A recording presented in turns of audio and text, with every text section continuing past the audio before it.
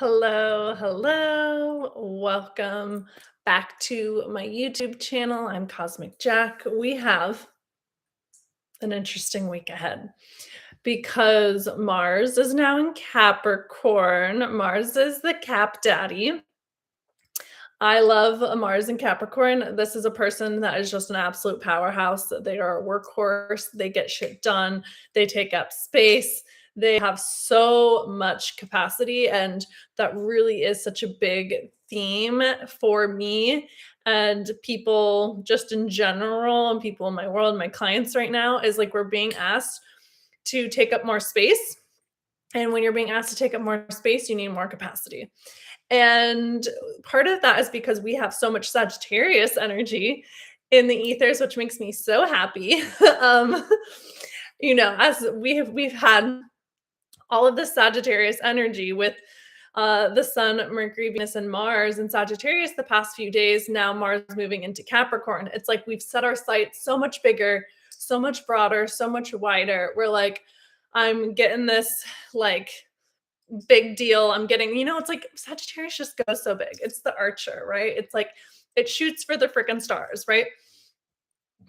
Confirmation. And so every single day, I think I've said this multiple times, like maybe not on here, but every single day of Sagittarius season, I have been waking up and being like, how can I go bigger?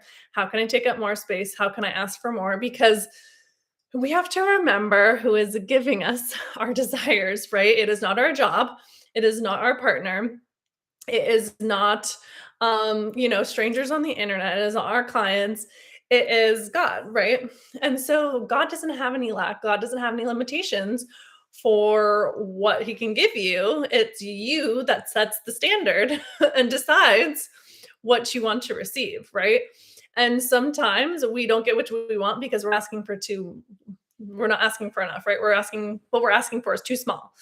And so if you were to ask for more, that actually might be confronting because what happens if you receive it, right? And that's where Mars and Capricorn comes in because Mars and Capricorn has the capacity to hold and sustain and maintain it, right? And I've been talking a lot about visibility, being seen, because, in order to have a big mission and to get what you want and to receive your desires is you have to make yourself available to be seen, right? And I don't think people really talk about this when it comes to manifestation a lot. It's like, you actually have to be visible, right? It's like, if you're a lighthouse and your light's not on, how are people going to find you, right? And so it's taking your responsibility as an attractor, as the magnetic woman that you are, to make yourself visible so that your people and your manifestations can find you, right? You are the light in the night. And so, but so often, especially light workers and empaths, right? Like our light really caused a lot of contrast or punishment or judgment or criticism. And it really, we started playing a lot smaller and hiding and really shrinking and, not really having the confidence to own our desires, right? Because, too, like, if I got what I want and I received evil eye from those around me, it's like, well, then I learned that it wasn't safe to have what I wanted, right? And so it's actually about having the safety and the stability, right? Like, I'm just getting the visual of a centaur. Like a centaur is a horse, right? Horses can hold a lot of weight. You know what I mean? Like they not only can hold a lot of weight, they can haul a lot of weight and they can support a lot of weight on their backs, right? So it's like when you have those grounded stability, that's why Sagittarius rolls the thighs and the hips, right? Because it's like when you have strong thighs, you're grounded. And so it's like, that's why if you too, like, as someone who is all air and like so vata, like the number one exercise I do every day is squats. Even if it's not weighted squats, like I do squats because it's the thing that keeps me grounded. And you need like strong thighs. I don't even know where this is going.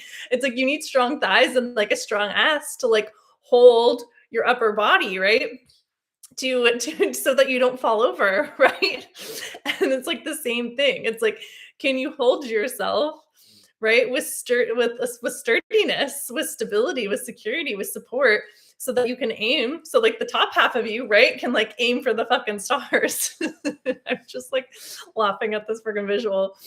And so it's like when you're grounded and you're solid in your frame, right? You're not leaking energy to everyone and everything, and you're solid in your boundaries and you're clear in your energy and you're supported in your body, then it's like, of course I can have what I want. Of course I can go bigger. Of course I got this. Of course I can have this, right? And so then Mars and Capricorn, right? Capricorn rules your knees. You need your knees to pick up and move to where you want to go, right? Like imagine if the horse didn't have knees. It would not be able to gallop. It would not be able to move very far, right? Capricorn is like climbing the mountain. What do you need to climb? You need knees, right? Could you imagine climbing without knees? There's so much dexterity and flexibility that happens with Capricorn, right? Because you have to be able to pick up your leg and move it and be flexible and like, well, I'm actually going to go this route to the top of the mountain, right? Your knee is the most complicated joint in the body. That's why so much energy gets stuck in the knees, right? A lot of fear gets stuck in the knees. But your knees are supportive, right? Your knees are the things that get you to where you want to go. And so that is Capricorn, right? And so it's like, actually, are you supporting yourself? Are you developing the capacity? What is your support structure? Capricorn is also the skeleton, right? It's also your skin. Without the skeleton, without the skin, our bodies would all just fall apart. We'd be mush, right? And so it's about having the structure, the stability, the support, the success, the security, the plan in place to make your big lofty goals and dreams happen. And it's not even like needing to figure things out in like a very like linear 3D way or like a very masculine way, but it's like, do you have portals, right, opened for your manifestations to come through? If you're wanting to call in more money or more income, like, do you have a portal open for like energy to flow into? Right? Like, are you selling your services? Like, are you making people available? Are you making yourself available to find for people to find? And then do you have like a funnel or a structure or an avenue, a system for that abundance or that manifestation to flow into, right? And so Sagittarius and Capricorn really support you in being supported. And that's really what this like new moon and Sagittarius is kind of about, because there's so much like heart energy with this new moon. And this new moon is like, honestly, it's been so funny like the past like week, because so much of the energy is so much similar to my own astrological chart, which can be really helpful for you to understand your energy.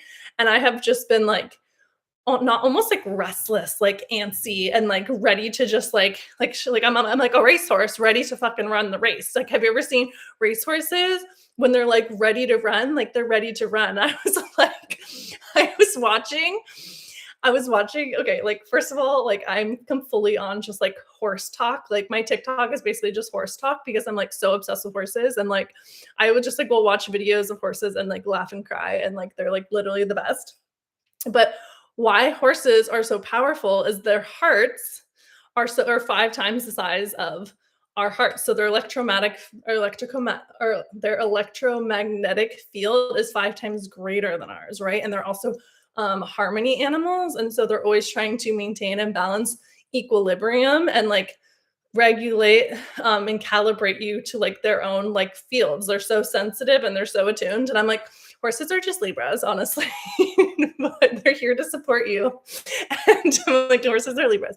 But my point is, have you ever seen a horse at the horse track? Like they're ready to freaking race. Like they're just ready to get out of the gate. And I was watching this video of a horse that it like it lost its jockey at like the beginning of the race. And it literally won the race, which so it kept on running and it like ran the whole thing and it literally won the race. And they were talking about how it's just like a natural competitive energy for horses to want to run, to run wild and to be competitive and to go out the gates, right? And I think that was so interesting. And the other thing that I thought was so interesting was that, okay, like, sorry if you're not a horse person, like, I don't know why this is like a horse video, but I was reading about Secretariat. When I say reading, I was watching a TikTok about Secretariat. And by the way, if you haven't seen the movie with Diane Lane, Secretariat, it's so freaking good. But how so many of, like, I think they said like most of the horse races in these days can be traced back to Secretariat. Like they breeded him so much. Or actually, I think, yeah, no, it must have been a him. Like the Secretariat, a female. I think they're fillies. Okay, anyways. Secretariat's heart was twice the size of a normal horse's heart. And it's like width was like 5 it's like not its width, but it's like its strides were 5 feet longer than any other horses. And it like would win like races by like 31 lengths, which is crazy. But its heart was so big. And I was like, how isn't that so like just symbolic of like how Secretariat just like captured the hearts of the freaking people. Like its heart weighed like 22 pounds or something like that. And just got full body chills as I said that.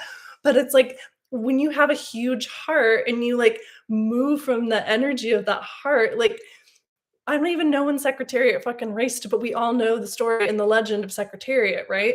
And it's like when you move from that energy in your heart and you go after things and you have that kind of like boldness and that tenacity that like I'm getting what I want and I'm crossing that finish line first.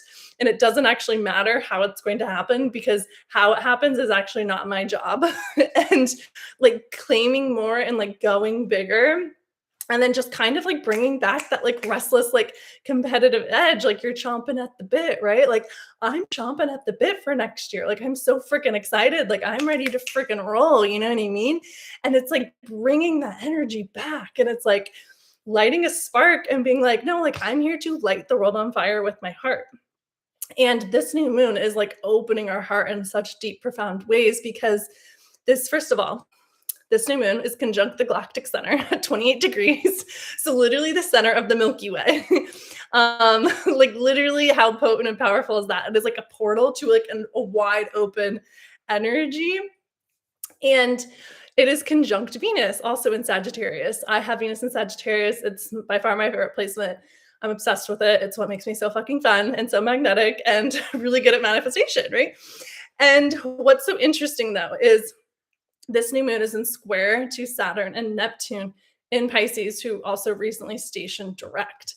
And so it's like we have all of this forward momentum and we're wanting to run out of the gates. But then Saturn and Neptune in Pisces are like, you didn't pass the doping test.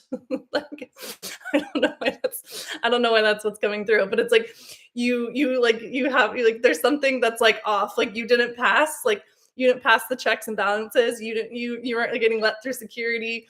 And like we have to like check to make sure, like, you know, it's like Santa's like checking his list, making like you made his list, he's checking it twice. He's like finding out if you're naughty or nice. Like that's like the energy. It's like you're having to go through security.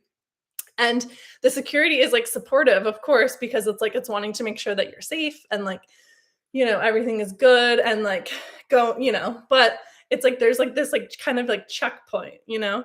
And it's like, are you, it's like the energy of testing, although I don't really like to use like the the kind of like that verbiage of testing, because like testing is just how expansion works, right? Like this is perfect for Sagittarius energy actually, because it's like when you go to blow up the balloon, you're not only blowing up the positive, the potentials, you're also blowing up the shadows in the contrast, right? Because expansion happens in all ways.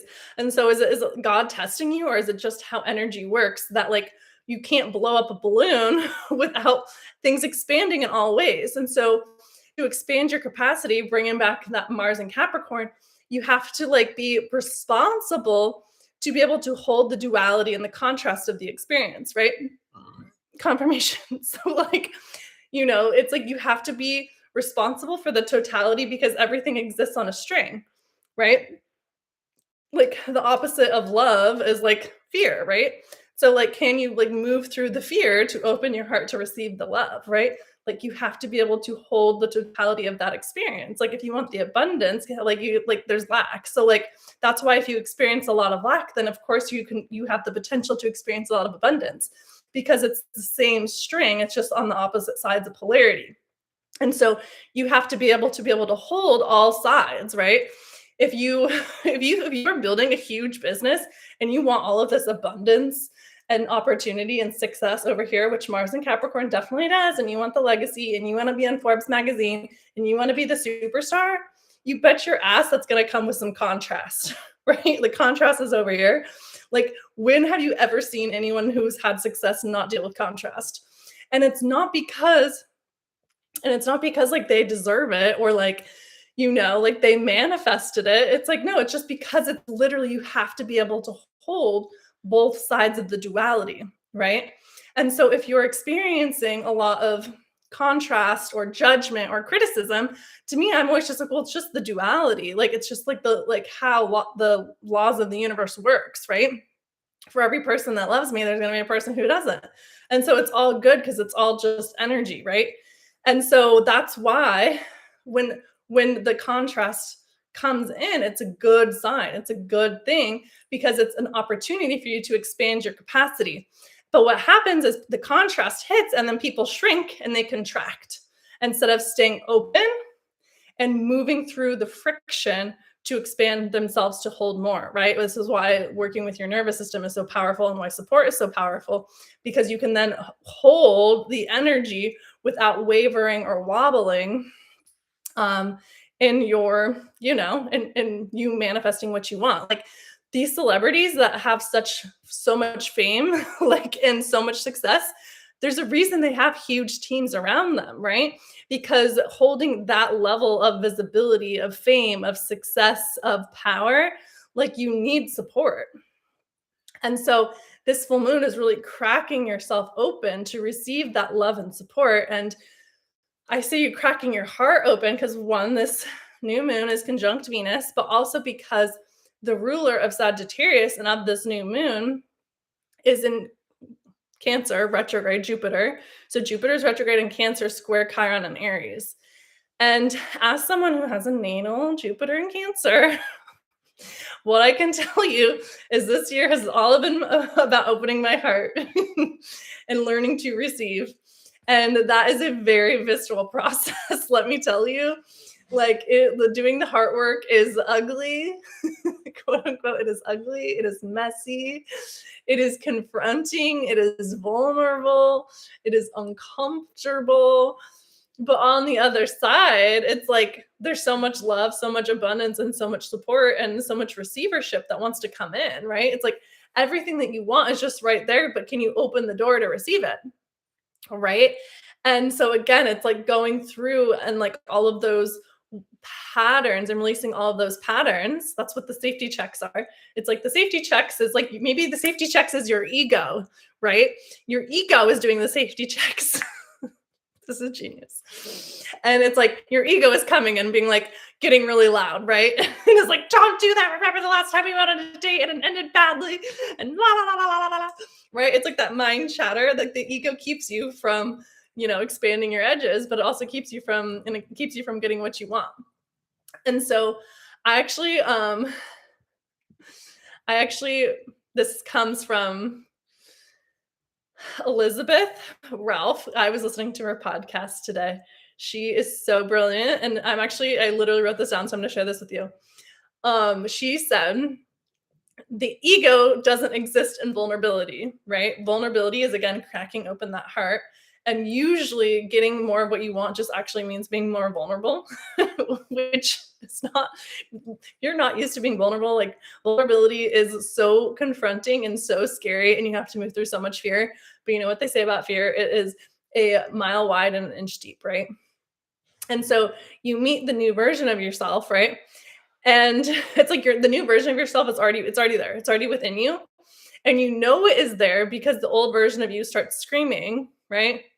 Like, it starts screaming like you shouldn't have done that, or wanting to take something back, or like judging yourself or criticizing yourself, right? That inner critic.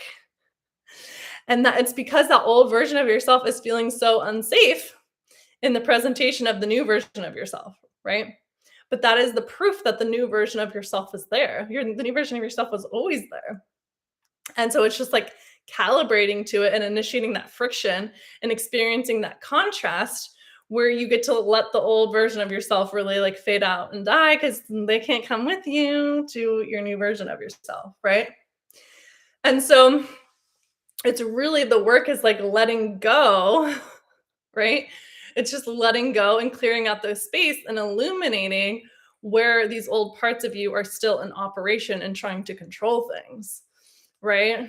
And it's like, you don't have to go figure out where the healing is. It's just stepping into more and stepping into, because as soon as you start taking action and you're like that racehorse and you're going for things and you initiate the action, right? You're pulling energy in.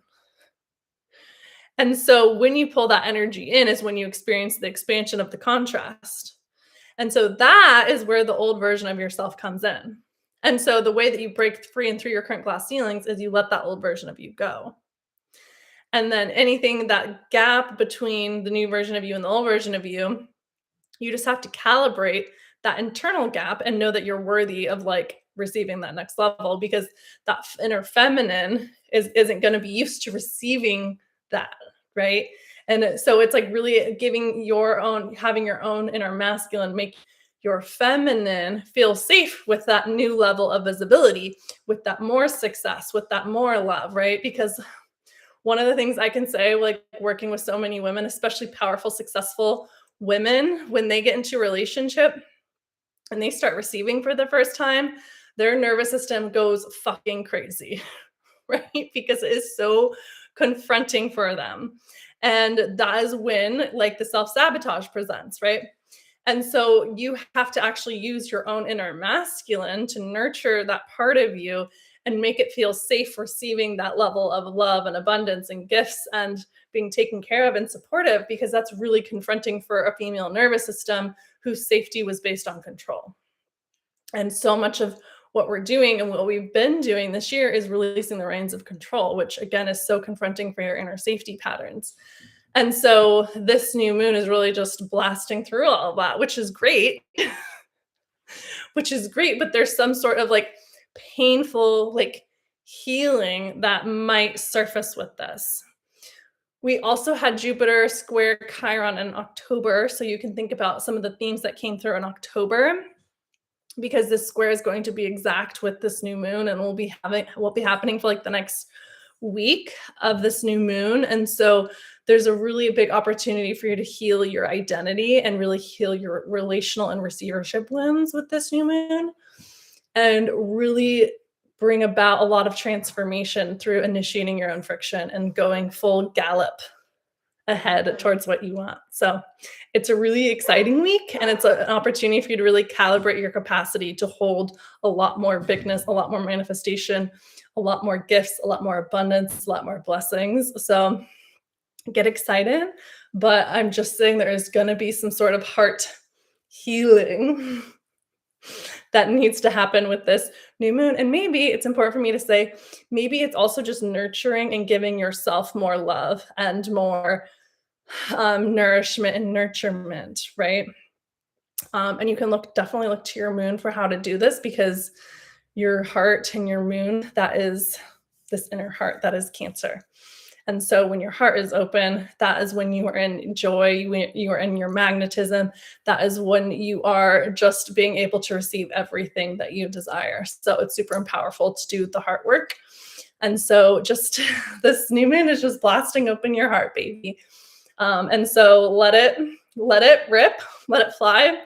It's not fun to move through. I'll just be honest. It's a painful portal, but it is the most rewarding work, because you just feel so lit up and so happy and so connected to yourself on the other side. And you just will always experience deeper and deeper levels of love and connection and belonging and abundance. So I love it. If you want to work with me, I'm enrolling in my one-on-one coaching container for the new year. I'm also doing a 4-month container called Cosmic Icon, supporting you in embodying the highest octave energy of your birth chart, working with Uranus and Taurus and all of the outer planet shifts in 2026, so that you can become your most iconic self, be the hottest, happiest, aligned and alive version of you. You can also book a one-on-one session with me, so that we can get you aligned and clear in your birth chart and really map out your 2026 and really plan out your success. So sending you so much love, and have a great week ahead. Bye, guys.